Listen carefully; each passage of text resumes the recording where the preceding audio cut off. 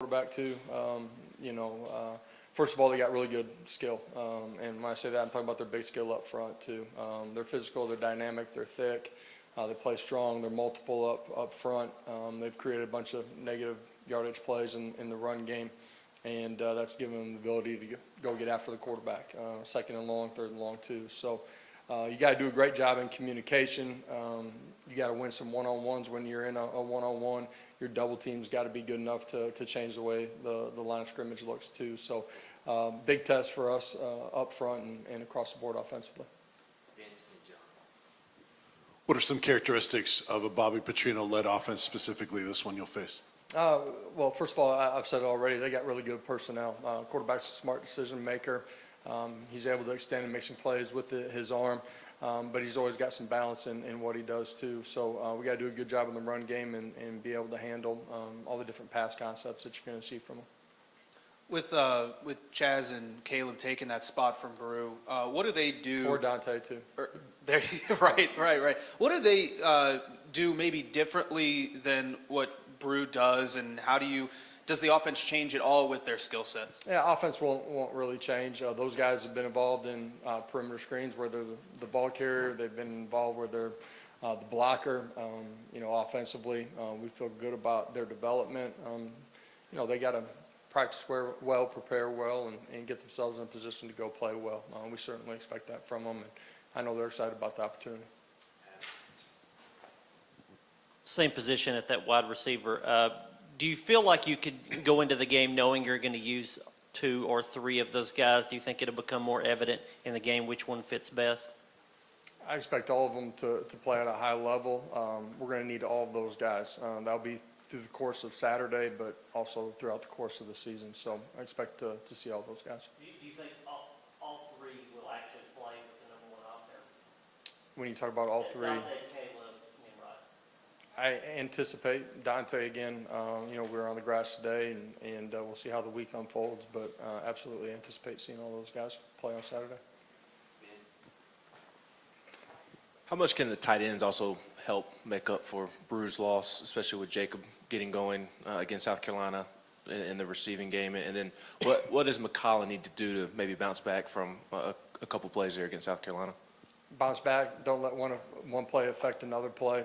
Being able to reset, extremely important at every position when you're a competitor and you're going to play for 60 minutes. Not every play is going to go your way. It won't on Saturday. Don't expect our guys to play perfect. We strive for it, but that's just not the nature of this game. There's good players on the other side. They got coaches that are scheming it too, so it's not going to be perfect. Understand that. Reset and go play as hard as you can from snap to whistle. Callie will do that, man. He's a really good player. So the tight ends, they'll be a part of what we do in the passing game. Need them to continue to come on. They've created some big plays that we're close on too with them. So they'll be a factor in the game.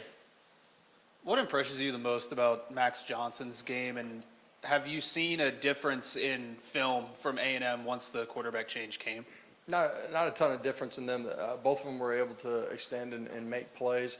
I don't think they philosophically have changed what they're doing. Max is a guy that's played a lot of football. He's played in a lot of different environments. Does a really good job of taking care of the football. He has the ability to extend and make plays and throw the football down the field when the play breaks down or when he's got pressure on him. And so we got to do a great job of matching guys out on the perimeter.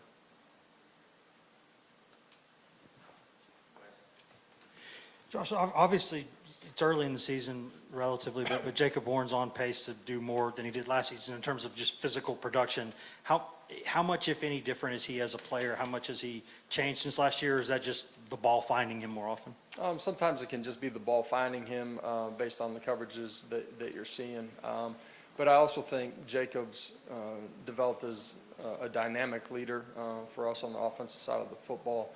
He's had continued physical development, which has allowed him to play his best football that he has up until now. Fundamentally, that's in the pass game, but it's also what he's doing inside of the core, too, in the run game. He's been really good.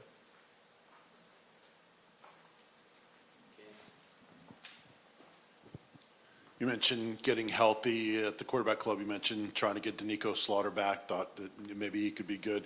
How much did this rest in open week help him, and will he be able to play for you this weekend? Yeah. important for Danico, important for some other guys, inevitably in this game and certainly in this league. It's a physical battle every time you're out on the football field. So Danico, we anticipate being ready to play. Again, he's got to go through the week and be in the right position, but anticipate that happening. There's a pretty good game out in Dallas this week, the Red River rivalry, something like that. I was wondering if you got a chance to watch that game. I saw the last drive. Great job by Dylan and that offensive unit. That was not the game that I was watching early in the day.